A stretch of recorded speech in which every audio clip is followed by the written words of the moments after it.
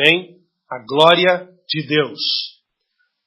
Abra sua Bíblia, por favor, se você tem, em Êxodo, capítulo 33. Eu quero ler especialmente o versículo de número 17.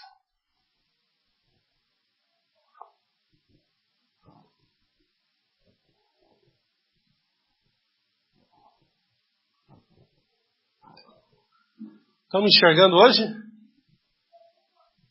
Então? Está mais claro hoje? Ok. Nós vamos tentar melhorar a iluminação ainda, né? Estamos ajustando. Mas às vezes é bom não me ver mesmo, né?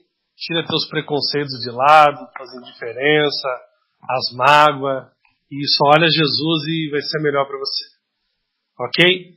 Êxodo 33, 17 diz: O Senhor disse a Moisés: Farei o que me pede, porque tenho me agradado de você e conheço pelo nome. Então disse Moisés: Peço-te que me mostres a tua glória. E Deus respondeu: Diante de você farei passar toda a minha bondade.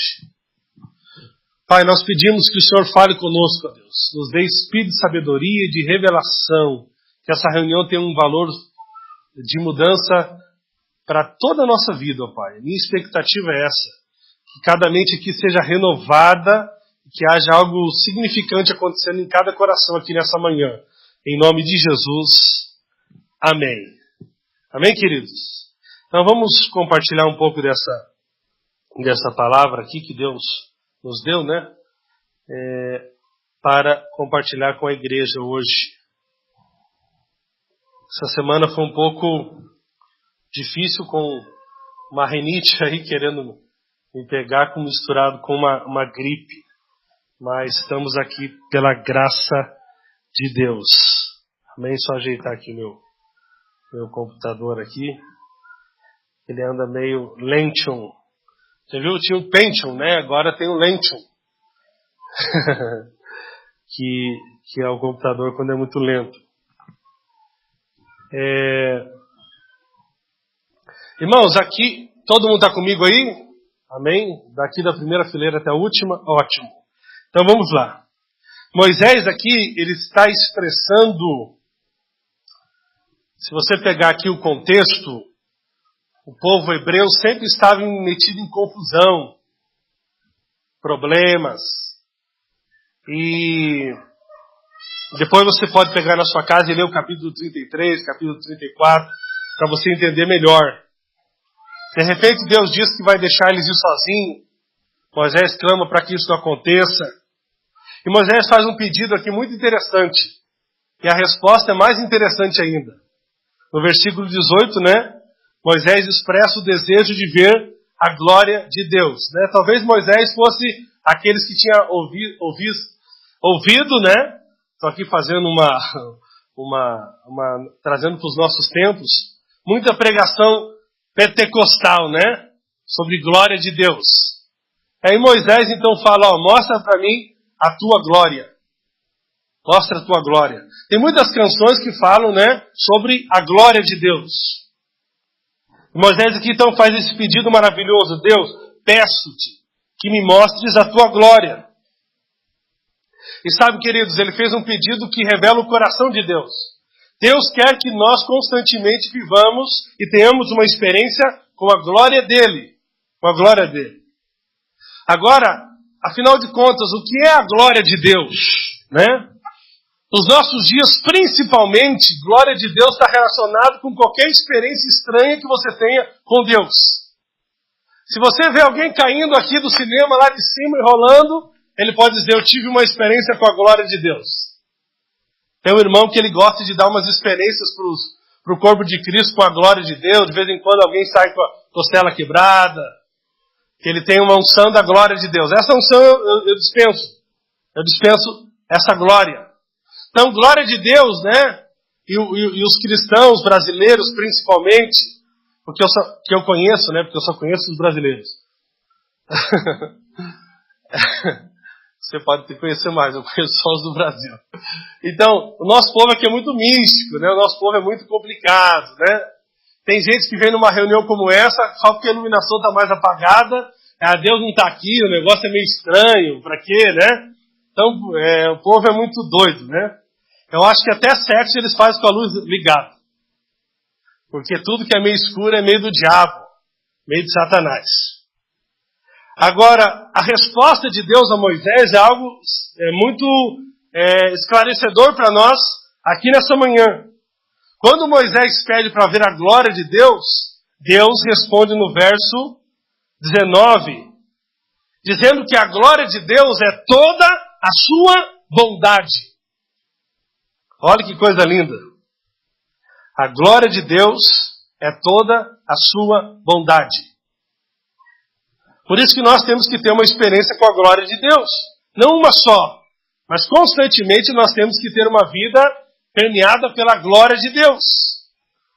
Ou seja, Deus respondeu, falou, você quer minha glória? Então eu vou te dar toda a minha bondade. Coisa linda. Preste bem atenção aqui. A maior estratégia do diabo é distorcer a imagem de Deus. E como é que ele faz isso? Ao contrário do que muitos pensam, ele não faz isso. Queridos, deixa eu falar para você. Nós estamos muito preocupados às vezes, com satanismo. Vamos falar a verdade. Alguém, para adorar Satanás de maneira bem consciente, tem que estar muito já cheio de minhoca na cabeça. É que nem alguém torcer pro Corinthians. Não é uma coisa muito normal. Só tem que ter umas minhocas na cabeça. Né, colhedor Daniel? É ou não é, irmãos? O cara, para conscientemente ter o time dele, que é do caldeirão do diabo, o cara não é muito certo. Então, com isso não se preocupe. Brincadeira à parte. Então, o diabo não é... A preocupação não deveria ser com aquilo que claramente se manifesta como do diabo. Mas sim como aquilo que a maior parte das pessoas busca achando que é Deus, mas na verdade distorce a imagem de Deus, chamado religião. Religião é aquilo que distorce a imagem de Deus. Religião em si já é religare. É o processo, na palavra, traduzido como a tentativa do homem de se religar com Deus. E a Bíblia não diz que nós que nos reconciliamos com Deus, mas é Deus que se reconciliou com nós por causa de Jesus. O negócio é diferente, querido. É Deus que está atrás do homem. Deus que está atrás do homem. Não foi vós que me escolhestes a mim, mas fui eu que escolhi a vós. Foi Deus que te escolheu. Se você está sentado nessa poltrona desse cinema hoje aqui, tendo alguma revelação de Jesus, não tem nada a ver com que um dia você estava desejoso por Jesus. Não, Ele estava desejoso por você porque Ele te ama. Ele é incrivelmente bom. Ele é perfeitamente amor. Ele nos ama com o seu amor incondicional. Eu quero falar para você uma coisa muito importante. O que diferencia Jesus, e vamos colocar aqui, né? Não estou falando de... Tem que tomar cuidado que muita gente diz que faz parte do cristianismo, mas é apenas mais uma religião. Mas o que diferencia Jesus, né, o Evangelho, a vida com Jesus, ser igreja, não está relacionado com alto padrão moral. Porque se você for num país muçulmano, o padrão moral deles é um padrão alto, ao ponto que se alguém foi pego em adultério, eles matam a pedradas. Você poderia dizer que é um padrão moral muito alto. E muitos ainda tentam viver o cristianismo num alto padrão moral, do certo e do errado.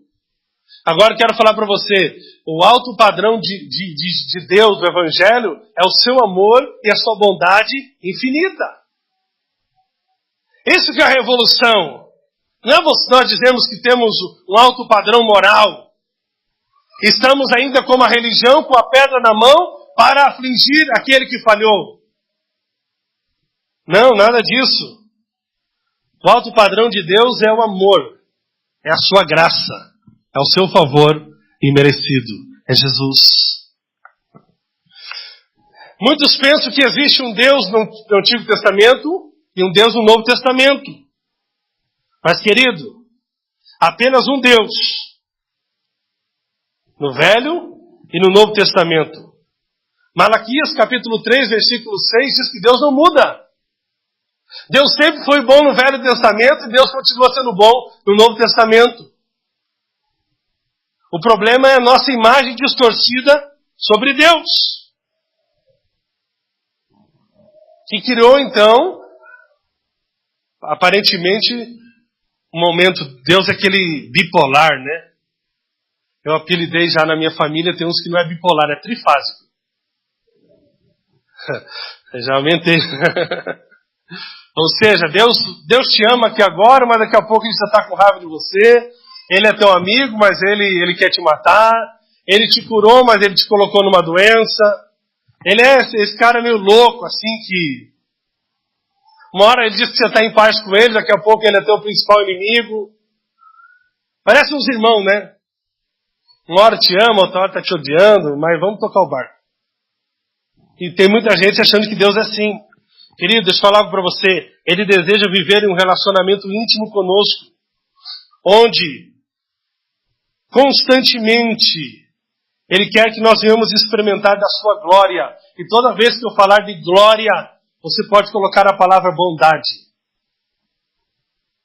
Ele quer que você tenha uma experiência todo dia com a bondade dEle, com a glória dEle. O que é que muda a sua vida? Você vir numa conferência e cair? Não muda nada. E as pessoas querem cair. Eu conversando com o Henry esses dias, falei, o que você acha sobre cair? Ele falou, eu não seguro quem cai, porque quem derruba tem que segurar. Se for o Espírito Santo que derrubou, ele segura. Eu nunca seguro. Quando eu derrubo, eu seguro. Quando o Espírito Santo derruba, ele segura. Então nós estamos muito preocupados, né? Um momento de emocionalismo, muitas vezes, baseado em experiências guiadas por músicas, por lugares, por circunstâncias.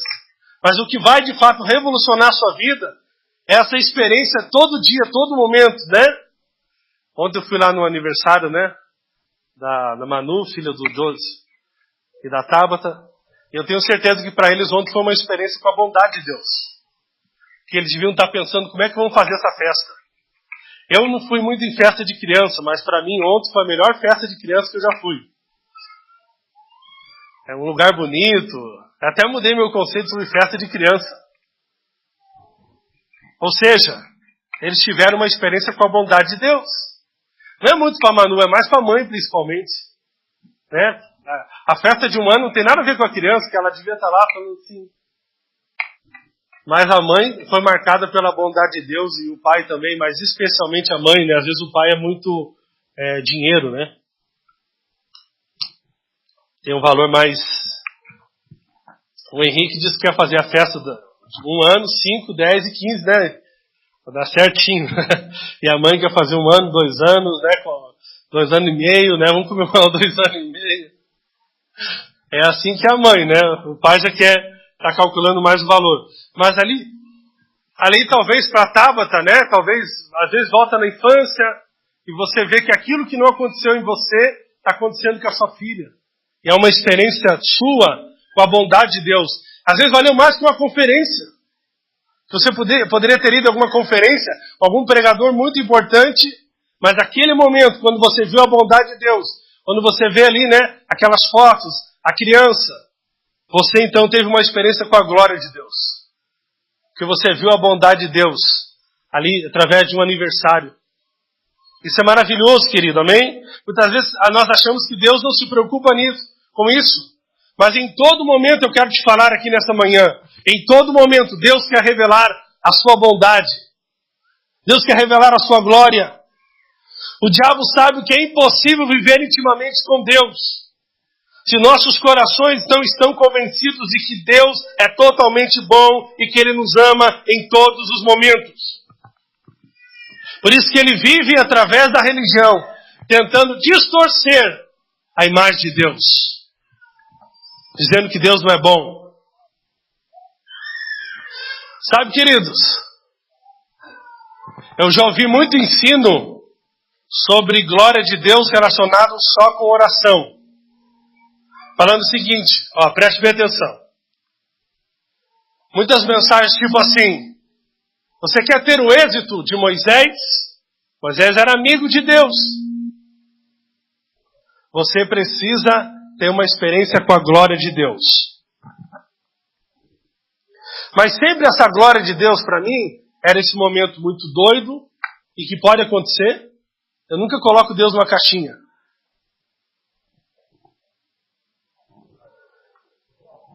E estava muito relacionado com o meu esforço de pelo menos ficar que nem Moisés um bom tempo orando.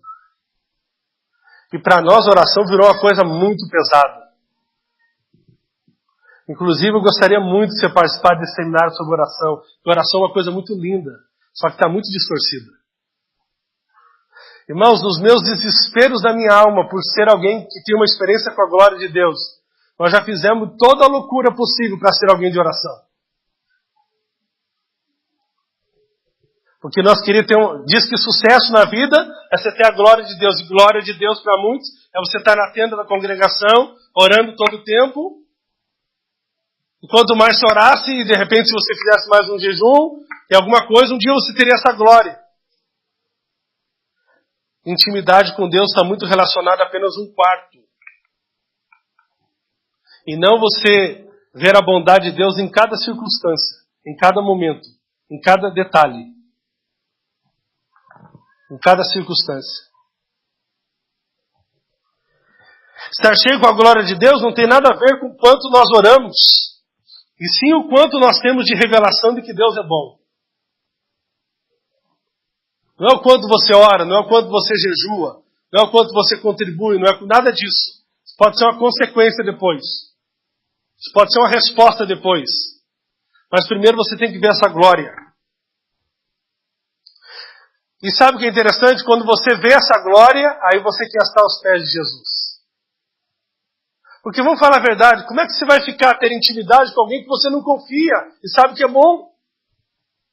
Para que você vai ficar gastando tempo pedindo alguma coisa para alguém que você não sabe se quer fazer aquilo? Se está aí, para que você vai gastar sua saliva falando com alguém que não se importa com você? De maneira mecânica e religiosa. Esse é o pensamento de muitos através da religião. E que Deus está se convencendo de nos fazer alguma coisa boa porque nós fizemos alguma coisa boa por Deus. Ou seja, se você ficar 1 hora lá, e se for 3 da manhã ainda, então Deus vai fazer alguma coisa boa por você.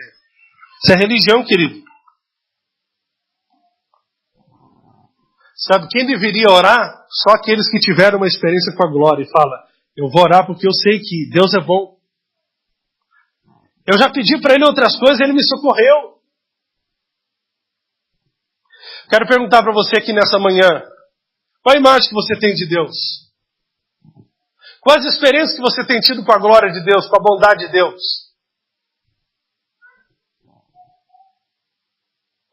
O Evangelho é boas notícias, querido. A boa notícia que eu tenho para você aqui nessa manhã é que apesar de você ter pisado na bola a semana inteira, Deus é bom com você. Eu sei que teus parentes, teus amigos falaram: como é que é, cara de pau, vai lá hoje no cinema, dá uma de crentinho. Eles são a religião encarnada, Satanás encarnado. Eu quero perguntar para você: você tem visto a glória de Deus? Quando você erra, quem é a primeira pessoa que você busca como seu refúgio?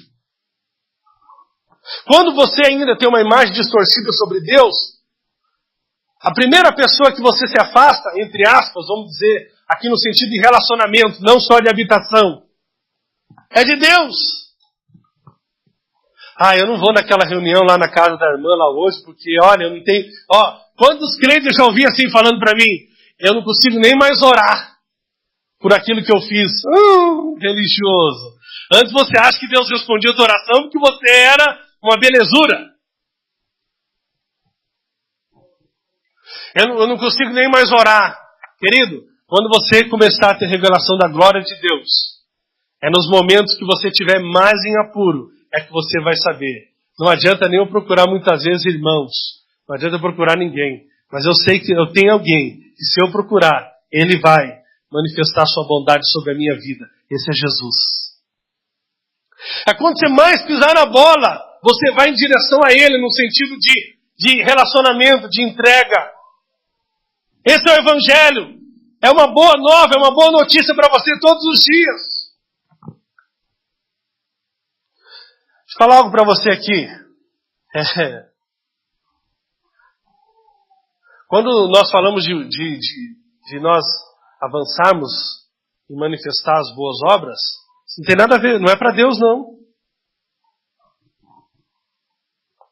Deus já está resolvido em Cristo. Sabe por que nós temos que ser o melhor marido? Eu tenho que ser o melhor marido? Não é para Deus não. É para minha esposa. Sabe por que eu tenho que melhorar? Não é para Deus não, é para mim mesmo. Um exemplo bem prático. Sabe por que eu tenho que emagrecer? Não é por causa de Deus não. É por causa de mim mesmo, que a escada ali é grande. Você está entendendo? Desde que Adão e Eva acreditaram nas mentiras do diabo sobre a bondade de Deus, então Deus buscou de várias maneiras restaurar no homem essa confiança em Deus. Lá em Gênesis, no capítulo 3, o que você vê? Todo mundo comigo aí? O que você observa? O diabo falando com Eva. Eva! Oi, Eva! Seguinte, vou traduzir para a linguagem de hoje, sabe? Deus está te privando de coisas boas.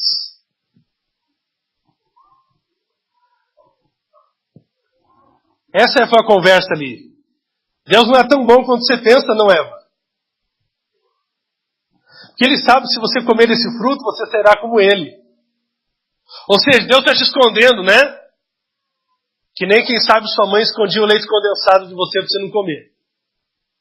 Quem já passou por esse processo aí, problemático na vida? Eu já. Minha mãe escondia o doce de leite. Triste, hein, mãe?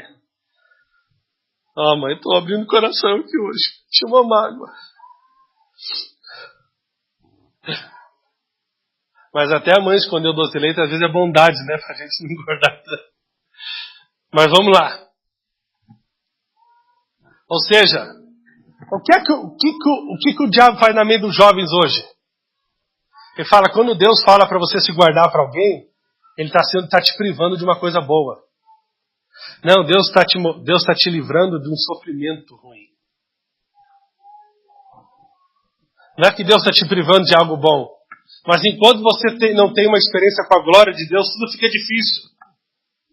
Então Deus tentou, queridos, desde que o homem caiu lá no Jardim do Éden, o que Deus tem feito? Através de muitas pessoas, eu gostaria de destacar Moisés aqui, Deus tem tentado mostrar a sua glória. Deus tem tentado mostrar a sua glória. E no verso 6 e 7,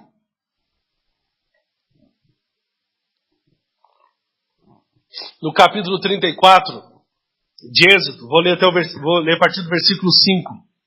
Olha o que a Bíblia diz. Então o Senhor desceu na nuvem, permaneceu ali com ele e proclamou o seu nome. Nome fala de identidade. Deus falou o seu nome.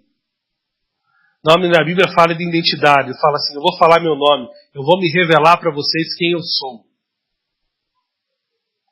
Talvez você tenha muitas experiências com Deus, mas nessa manhã Deus quer revelar o nome dele. Quem ele é. O que é a sua glória. E passou diante de Moisés proclamando, Senhor, Senhor. Senhor, Senhor. Deus, compassivo e misericordioso, paciente, cheio de amor e de fidelidade, e que mantém o seu amor a milhares e perdoa a maldade, a rebelião e o pecado. Aqui Deus estava revelando a sua glória. Na sua natureza incrível, Deus mostra a sua glória, a sua bondade. Eu gostaria de falar sobre os atributos de Deus aqui. Esse texto aqui dá 7 atributos sobre Deus. Deus revelando o seu nome e os atributos da sua natureza. Ou seja, Deus revelando o seu caráter. Mano, mas quando eu penso em caráter hoje em dia, dá até medo. Eu tenho trauma de palavra caráter. Que caráter ficou uma coisa pesada. É ou não é? Querido, você conhece o caráter de Deus? Rapaz, vai dar um tremelique. Deus é santo, como se fosse uma coisa ruim Deus ser santo. Deus é justo, como se fosse uma coisa ruim Deus ser justo. E aqui nós podemos ver aqui 7 atributos desse nome de Deus, dessa natureza de Deus. Primeiro, compassivo e gracioso. É uma palavra no original hebraico muito forte, até difícil de traduzir, que fala que Deus é afetuoso. Afetuoso. Mostra favor, sendo amigável. Deus mostra o seu favor. Deus é afetuoso. Deus é, então, amigável. Amigo, querido. Amigo, relacionamento. Não distância. Não indiferença. Amizade, intimidade. O texto também fala que Deus é misericordioso. Ou seja, Deus tem compaixão. Deus tem uma terna misericórdia. Significa o quê? Deus é aquele que tem misericórdia do drogado. Deus é aquele que tem misericórdia da prostituta. Deus é aquele que tem misericórdia da criança que está passando fome. Deus é aquele que tem misericórdia de você. E as misericórdias dele se renovam cada manhã. Normalmente nós ouvimos, se você for na igreja pentecostal, eles vão falar para você, hoje Deus está te dando a última chance. Conserta, conserta. Deus está te dando a última chance hoje. Eu vejo você num caixão. É o ministério do medo do 7º dia.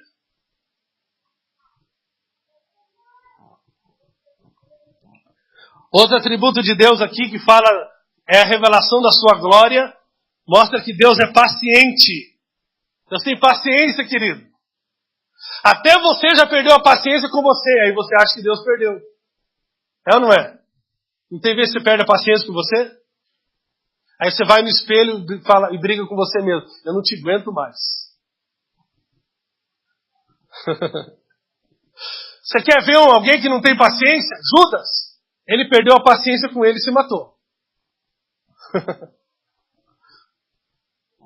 Essa é a realidade.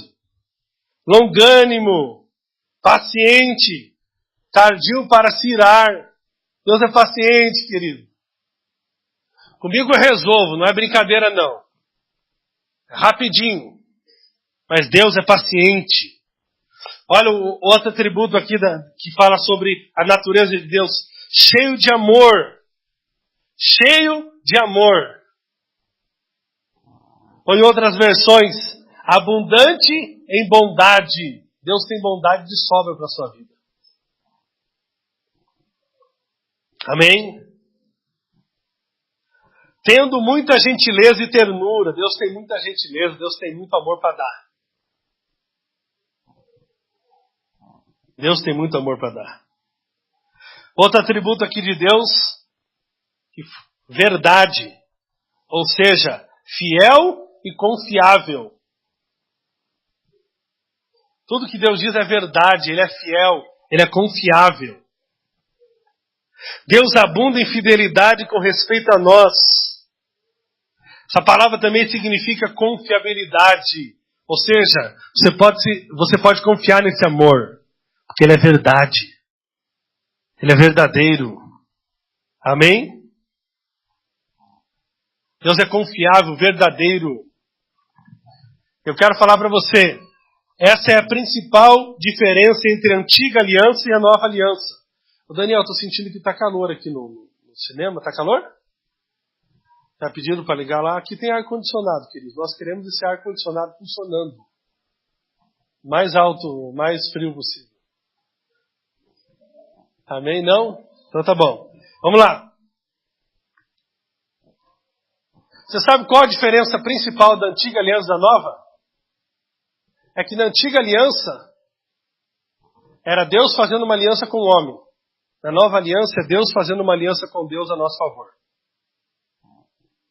Deus é o fiador da aliança.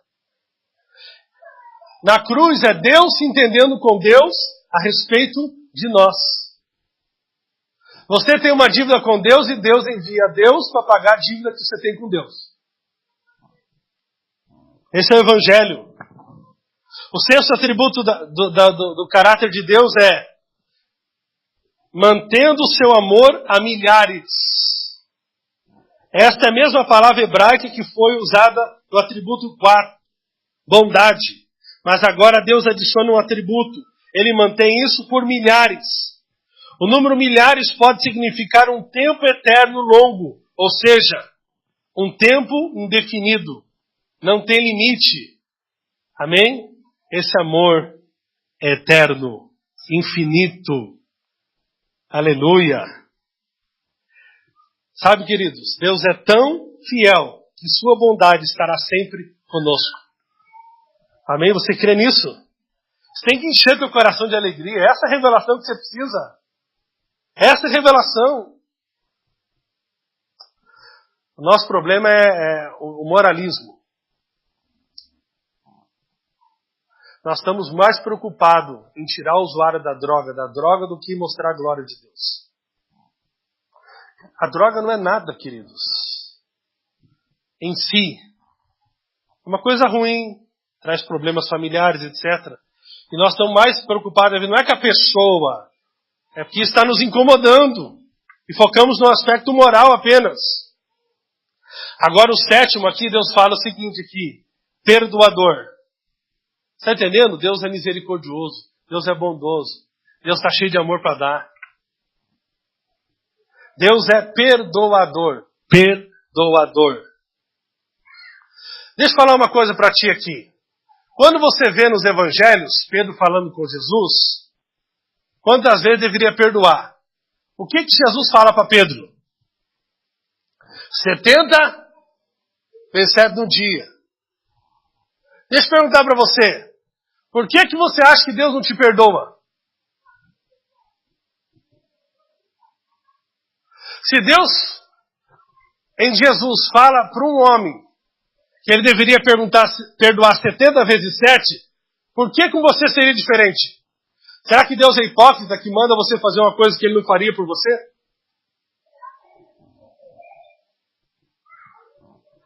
Será que Deus é religioso agora? Ele fala, você vai perdoar. Mas eu tenho um limite. Se você pisar na bola comigo, é só uma vez. Querido, se Deus falou para Pedro, falou para nós, e agora, Paulo fala diferente, perdoe assim como Deus te perdoou em Cristo. Ou seja, não tem mais limite. Ilimitado. Ilimitado.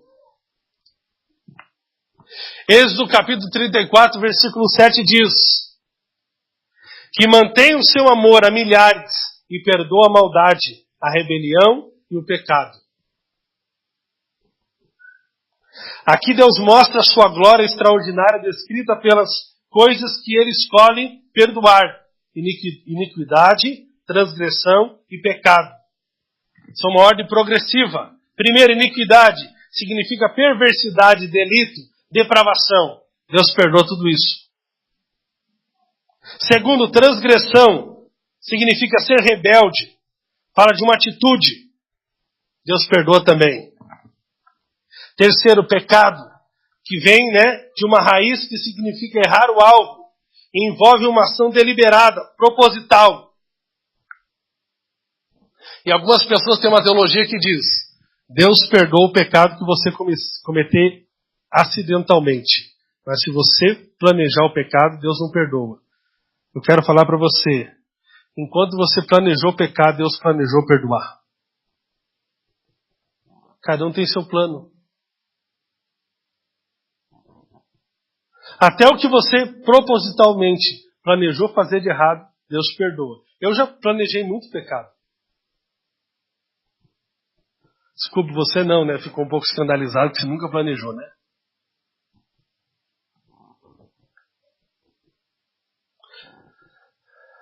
Tem gente que fala assim, eu não sei como aconteceu, quando eu vi já tinha feito.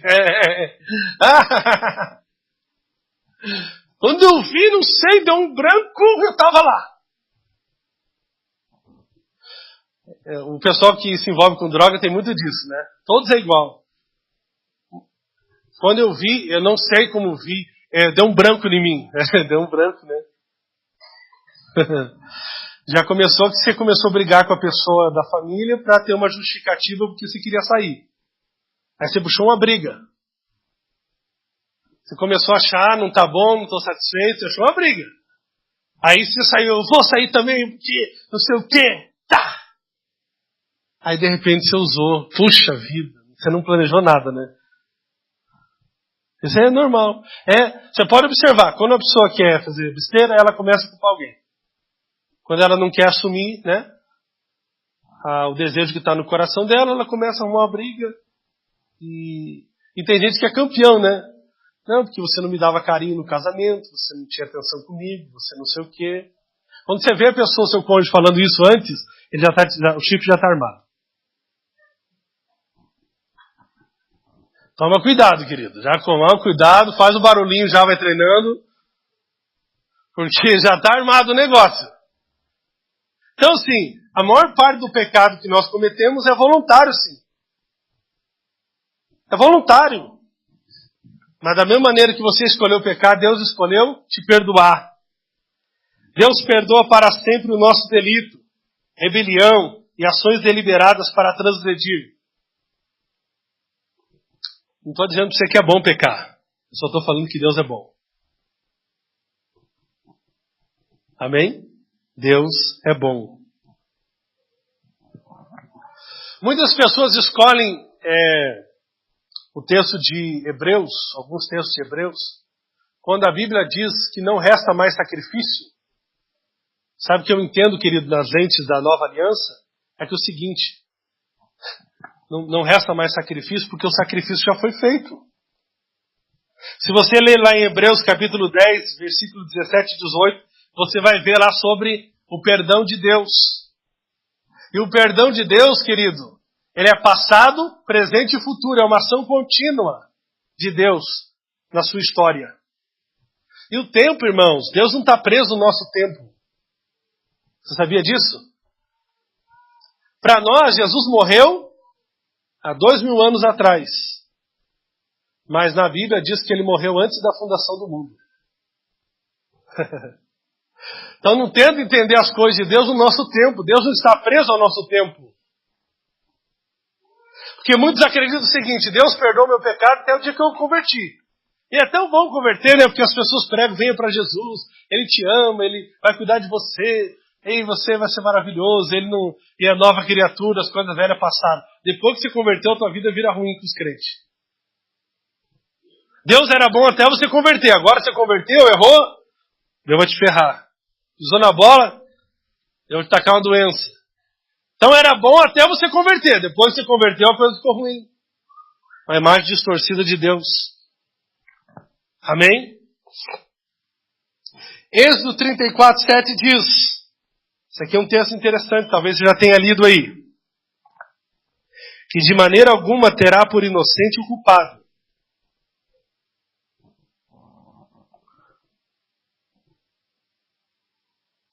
Que visita a iniquidade dos pais sobre os filhos, e sobre os filhos dos filhos, até a terceira e quarta geração.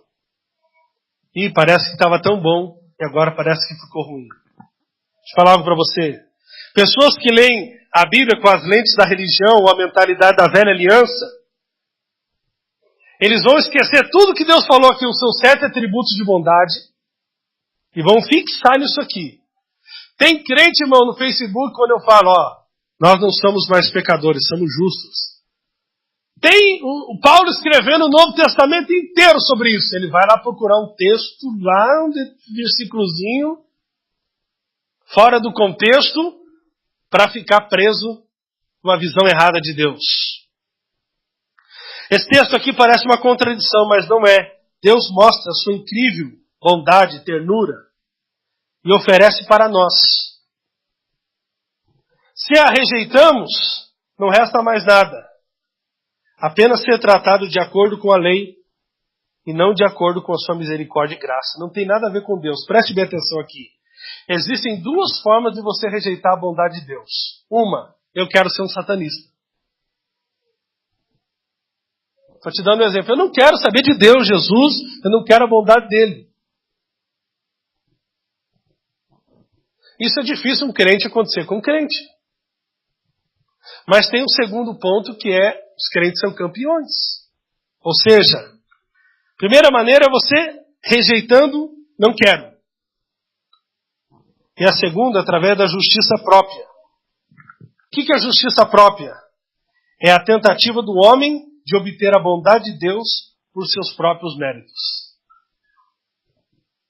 Um dia um rapaz falou para mim, ele é crente, foi criado numa igreja muito religiosa. E eu falei sobre a bondade de Deus e sobre o perdão de Deus. Ele falou bem assim, eu sei que Deus perdoa, mas eu não me perdoo.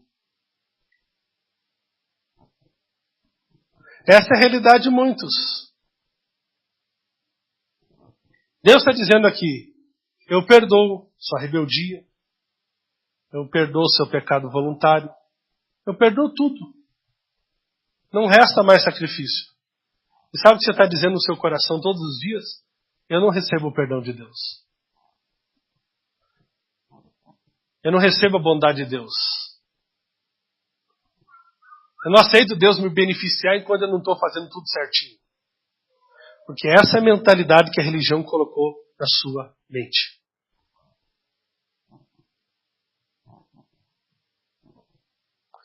E sabe, queridos, que isso é um problema sério na vida de muita gente.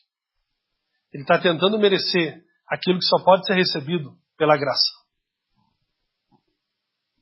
Só pela graça de Deus. É isso que Paulo fala sobre se desligar de Cristo.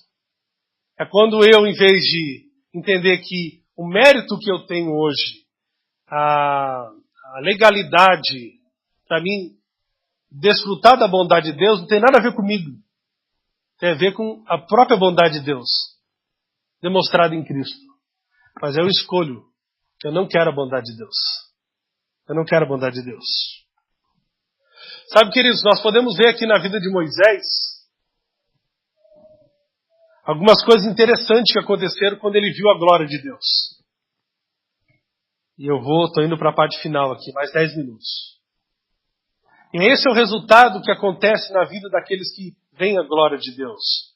Primeira coisa que nós vemos aqui em Moisés, no capítulo 34, verso 8, a Bíblia diz que depois que Moisés viu a glória de Deus, imediatamente Moisés prostrou-se, o rosto em terra, e o adorou. Sabe de uma coisa? Não é o seu medo, não é a sua religiosidade que vai levar você a ter uma entrega a Deus, que desemboca numa entrega ao seu irmão. É a partir do momento que você vê a glória de Deus, a bondade de Deus, isso vai produzir em você um compromisso. E eu falei semana passada ou retrasada que a adoração tem a ver com essa entrega nossa como um sacrifício vivo. Mas isso é resultado de nós vermos a glória de Deus. Nós vemos a bondade de Deus, sermos constrangidos por essa bondade. Sabe, queridos, gostaria de ter muitas salas dessas cheias, muitas casas falando de Jesus, mas não por medo. Mas porque pessoas foram constrangidas e querem que outras pessoas tenham uma experiência com essa glória, com essa bondade, com esse amor. Em outras palavras, é a glória de Deus que produz em nós arrependimento, constrangimento, metanoia. Romanos capítulo 2, versículo 4 fala muito claramente sobre isso, que é a bondade de Deus que produz arrependimento. Arrependimento genuíno. Olha, eu já tive experiência com gente que não morreu por pouco, de passar uma bala aqui, ó, aqui no ouvidinho aqui, ó. E aí a família fala, essa pessoa nunca mais vai aprontar. E passou um pouquinho e estava aprontando. Por quê? Porque o medo não tem poder de mudar ninguém. Mas o amor, a bondade, revoluciona a vida de uma pessoa. Esse é o primeiro resultado que você vai ter quando você vê a glória de Deus. Quando você vê a bondade de Deus. Vai ter uma mudança na sua vida. A adoração vai começar a fluir. Sabe o que é adoração? Você vai passar a andar na luz e não nas trevas mais. Porque é isso que a bondade de Deus vai fazer com você. A outra coisa que nós vemos aqui em Moisés é que no versículo 29 do capítulo 34 diz que a face dele estava brilhando. Ao descer do monte Sinai com 2 tábuas da aliança nas mãos, Moisés não sabia que o seu rosto resplandecia.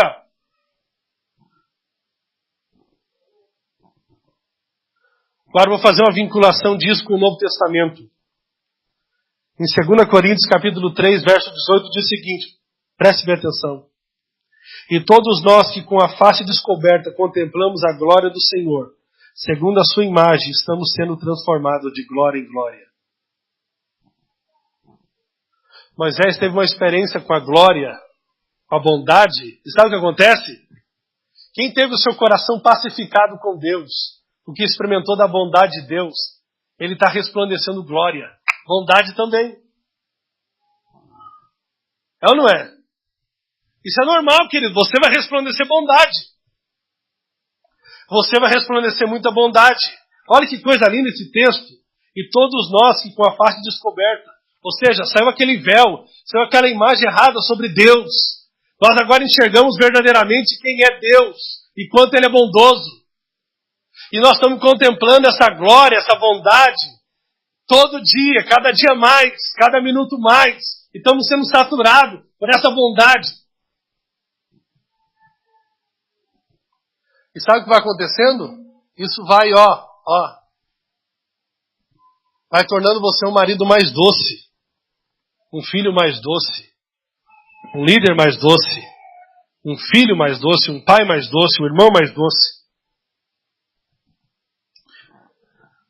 Pare de focar. Olha aqui, presta atenção, por favor, isso aqui, em nome de Jesus. Sai fora de ficar meditando nos seus problemas, e nas suas dificuldades, e nas suas falhas.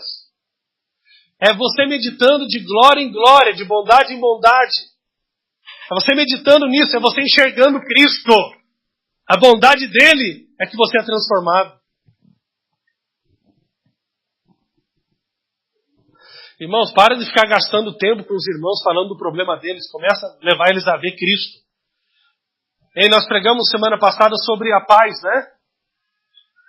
E nós falamos o quê? Que nós temos que pensar em tudo que é bom, tudo que é justo, tudo que é de boa fama. Nisso pensai. Amém? Isso tudo é o quê? Jesus, querido.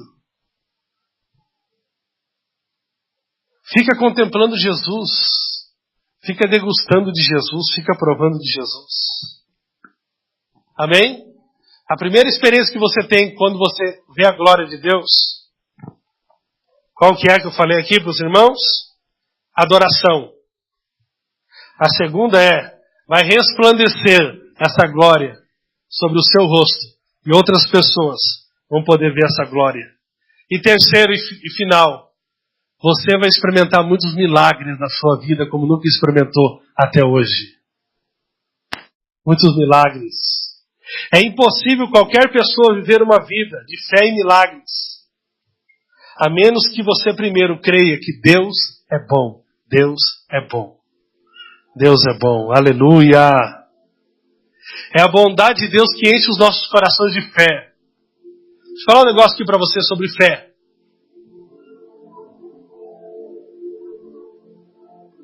Fé não é uma coisa difícil. Sabe, irmãos? Tem gente que transformou fé numa obra de justiça própria. Deus te salva pela graça, mas a fé é com você. Calma, não é bem assim. Você sabia que Deus é o provedor da fé? Amém? Bem baixinho, que eu... Deixa eu explicar para você como é que funciona. Você é alguém que é um rapaz que quer relacionar com uma moça, mas a moça não confia em você. O que você vai fazer? Você ama aquela moça? Você vai tentar demonstrar para ela de todas as formas o quanto você é um rapaz bom para namorar com ela. É ou não é? Foi assim que o Daniel ganhou a Abigail, né?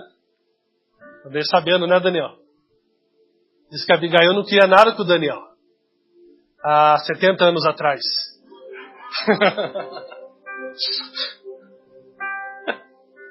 Brincadeira, pessoal. E o Daniel foi o quê? Ali, ó, só investindo, né? Na linguagem de hoje, só chavecando. Ou seja, o que o Daniel fez? O Daniel mudou a imagem que a Abigail pensava sobre ele inicialmente. Com amor, com ternura, com graça. Tem gente que pensa assim, ó. Que Deus está lá no céu e falando assim, ó, eu te dei a minha graça, mas você não quer acreditar, o problema é teu. Não. Deus está assim como um rapaz que quer muito uma moça, mas que a moça não confia nele. E ele vai fazer de tudo para que aquela moça confie nele, porque aquela moça é objeto do amor dele. Sabe o que Deus está fazendo? Todos os dias ele está tentando chamar a tua atenção aqui. Alô, bom dia! Todo dia Deus está tentando chamar a tua atenção, sabe por quê? Porque quando você vê a bondade dele, como ele é gracioso, misericordioso, cheio de amor para dar, aquilo desemboca uma fé no teu coração. Desemboca uma fé no teu coração. Está entendendo, querido, aqui nessa manhã? Deus é a fonte de tudo. Se você entrou aqui com o coração mais perverso, porque incredulidade é perversidade, segundo a Bíblia. Deus já perdoou a tua perversidade. Ele está tentando aqui nesse domingo pela manhã, chamar a tua atenção e falar, alô, veja a minha glória, o quanto eu sou apaixonado, e o quanto eu tenho planos maravilhosos para a sua vida. Olhe para mim, veja o quanto você não deveria viver debaixo dessa acusação, porque eu já levei a acusação. Olha para mim, veja o quanto você não precisaria ficar sofrendo com essa culpa, com essa condenação. Olha para mim. Olha para as minhas mãos, olha para a cruz e veja o quanto eu sofri por você na cruz. Sabe, queridos, Deus tentou através de Moisés mostrar a sua glória, a sua bondade para aquele povo, e aquele povo não conseguiu. Moisés não conseguiu comunicar a bondade de Deus, então Deus falou, eu mesmo vou à terra mostrar a minha bondade.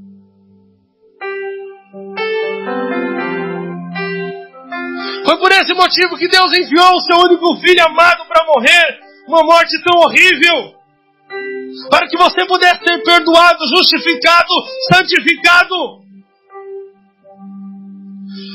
Em resumo, Deus falou, eu vou mostrar a minha bondade.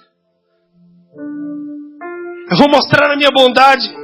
Jesus é a prova final da bondade de Deus para conosco. A cruz é a prova da bondade de Deus para conosco.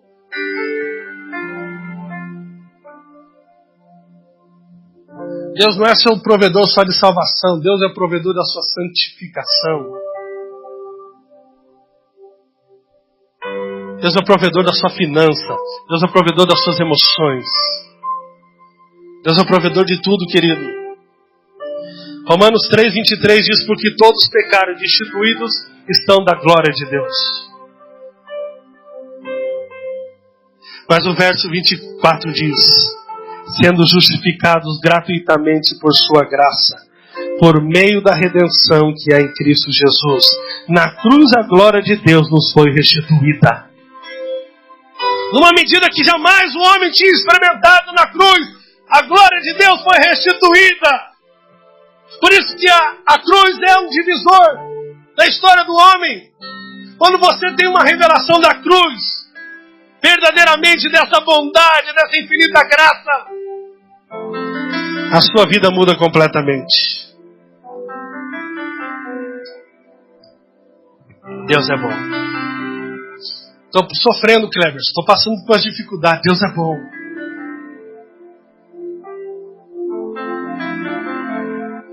A promessa de Deus em Abacuque 2,14. E a terra se encherá do conhecimento da glória do Senhor, como as águas enchem o mar. Deus deseja que nós venhamos experimentar constantemente sua glória.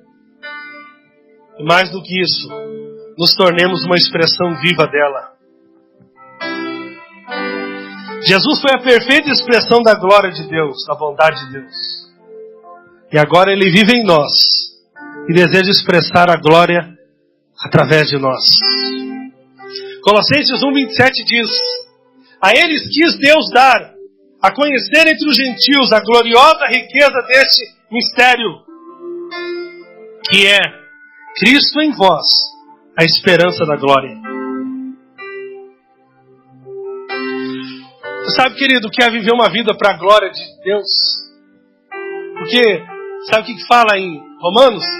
Quer você coma, quer você não coma, quer você beba, quer você não beba, faça tudo para a glória de Deus. Sabe o que é viver para a glória de Deus? É quando eu permito que a bondade de Deus seja vista através da minha vida. Sabe, quando eu me alegro de saber que Deus me deu essa água para me beber nessa manhã.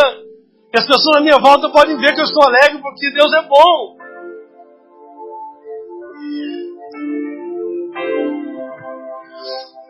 Deus é bom sempre, queridos.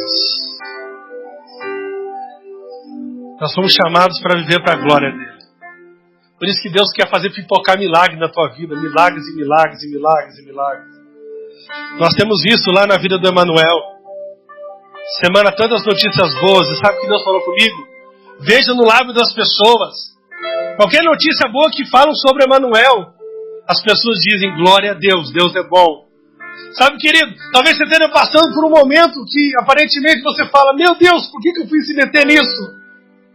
Eu quero falar, até esse momento é o momento que Deus quer manifestar a glória dele. Deus quer mostrar para as pessoas que aparentemente o seu caso é impossível, mas elas verão a glória de Deus, a bondade de Deus. E que não há limite para essa bondade. Não há limite para essa bondade. João 11,4 diz: ao ouvir isso, Jesus disse: essa doença não acabará em morte, é para a glória de Deus, para que o Filho de Deus seja glorificado por meio dela. João 11,40, disse-lhe Jesus: não lhe falei que se você cresce, veria a glória de Deus? Na ressurreição de Lázaro, parece que Jesus tinha demorado. A demora dele trouxe mais glória.